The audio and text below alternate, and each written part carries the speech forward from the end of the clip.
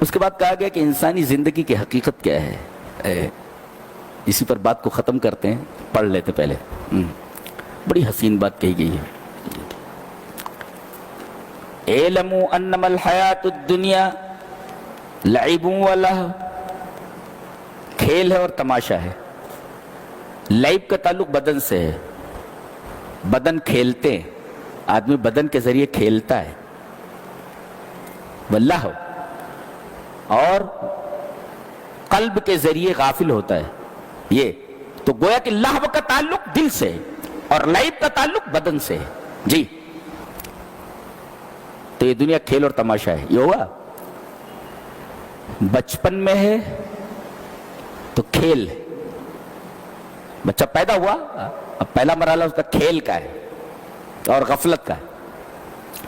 پھر اس کے بعد جوان ہوا تو زینت, لباس کیسا ہونا چاہیے, کھانا کیسا ہونا چاہیے, سواری کیسی ہونی چاہیے, اچھی سے اچھی گاڑی کیسی ہونی چاہیے, زینت. اور اس کے بعد وَتَفَاخُرٌ بَيْنَكُمْ, ایک دوسرے پر فخر کرنا. تیرے پاس ایک دکان ہے, میرے پاس دو ہے, ایسا فخر کرتے ایک, تیرے پاس ایک گاڑی ہے, میرے پاس دو ہے.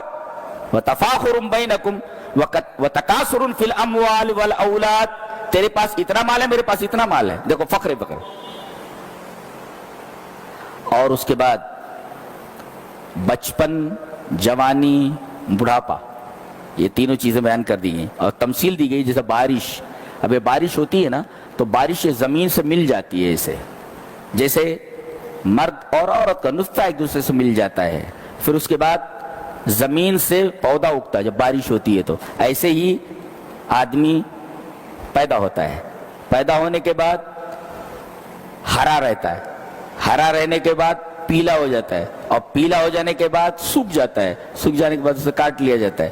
بالکل آپ دیکھیں گے تو انسان کی مثال بالکل اسی طرح ہے جیسے آسمان سے بارش گرنے کے بعد زمین کا ہوتا ہے, کھیتی کا ہوتا ہے. تو جب دنیا کی زندگی پوری کھیل اور تماشا ہے تو ہم کھیل اور تماشے میں کیوں الجھیں؟ یہ غیر سنجیدہ بات ہے. تو ہمیں سنجیدگی کی طرف مائل ہونا چاہیے, اور سنجیدہ چیز آخرت ہے.